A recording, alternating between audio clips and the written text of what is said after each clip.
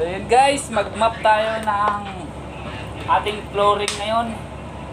Flooring natin ngayon, mag-map tayo dahil malapit na tayo mag-out.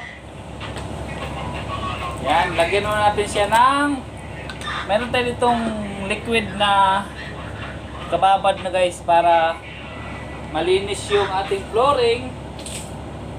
Yan. Kailangan nating linisan bago tayo mag-out. Ganun talaga ang buhay ng driver guys. Hindi puro pagdadrive lang ang alam. Kailangan maglinis din tayo ng sasakyan para yung ating pasahero komportable. Let's go!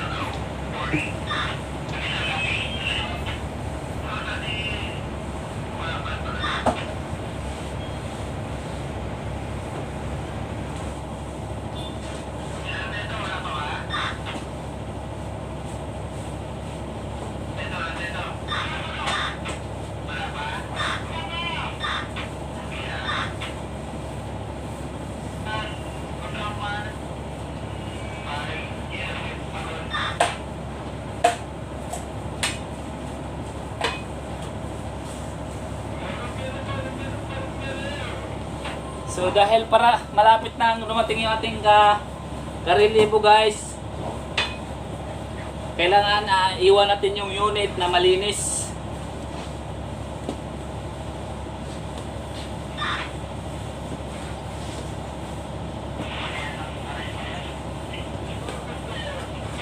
Para yung mga mahal nating pasahero ay komportable sila sa pagsakay. Bandang harap naman tayo guys.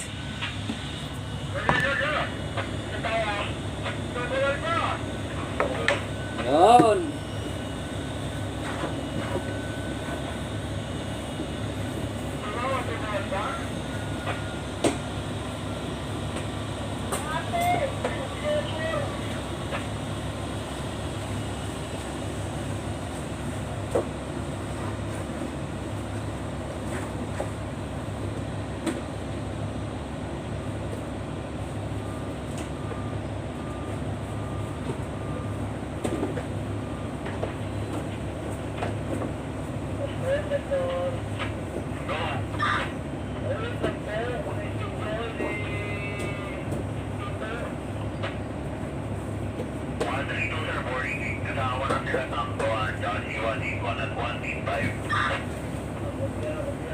So banlawan natin guys.